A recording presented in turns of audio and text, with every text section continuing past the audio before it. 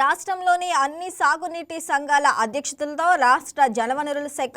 ఇవాళ భారీ సమావేశం ఏర్పాటు చేసింది. అమరావతి రాజధానిలోని పెరేడ్ మైదానం వేదికగా ఈ సమావేశం జరగనుంది. సీఎం చంద్రబాబు, ఉప ముఖ్యమంత్రి పవన్ కళ్యాణ్ హాజరవుతారు. వైసీపీ పాలనలో నీటిపారుదల వ్యవస్థ గాడి తప్పిందన్న మంత్రి నిమ్మల రామానాయుడు 18,000 కోట్ల బకాయిలను ఉంచి వెళ్లిపోయారన్నారు. కూటమి ప్రభుత్వం ఈ అంశాలన్నింటినీ దారిలో పెట్టిందన్నారు. ప్రాజెక్టులకు ప్రాధాన్యం ఇస్తూ ఒక్కొక్కటి పూర్తి చేస్తూ వెళ్తుందని తెలిపారు. నీటి భద్రత, భూగర్భ జలాల పెంపుపై సాగునీటి సంఘాలకు ముఖ్యమంత్రి ఈ సమావేశంలో దిశానిర్దేశం చేస్తారు అని మంత్రి వివరించారు.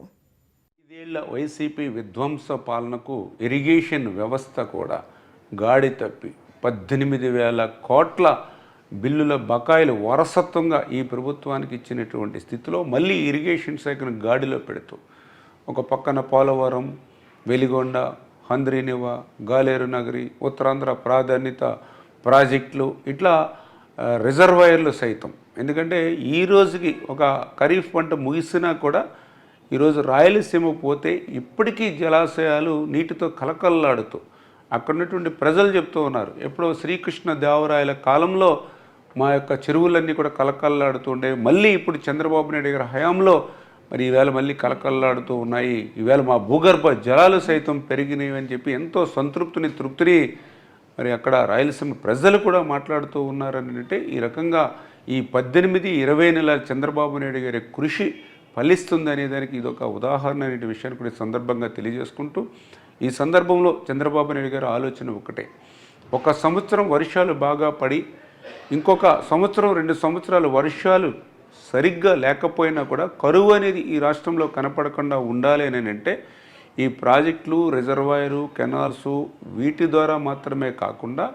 సాగునీటి రంగంలో రైతులకు ప్రాతినిధ్యం కల్పించాలి అనేటువంటి ఆలోచనతో ఆయన ఏర్పాటు చేసినటువంటి సంఘాలతో వాళ్ళ అధ్యక్షులతో రేపు రాష్ట్ర స్థాయి సమావేశం ఏర్పాటు ద్వారా ఈ యొక్క భూగర్భ జలాలని ఏ రకంగా పెంపించుకోవాలి,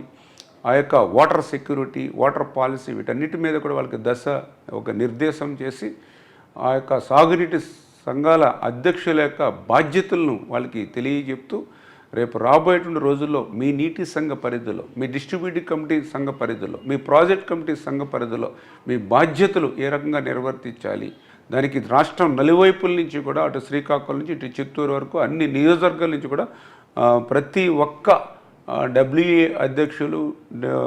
వాటర్ డిస్ట్రిబ్యూటివ్ కమిటీ అధ్యక్షులు, ప్రాజెక్ట్ కమిటీ అధ్యక్షులు అందరూ కూడా ఈ కార్యక్రమంలో పాల్గొంటూ ఉన్నారు. ఈ వీడియో మీకు నచ్చినట్లయితే లైక్ చేయండి, షేర్ చేయండి, మా ఛానల్కి సబ్స్క్రైబ్ చేయండి.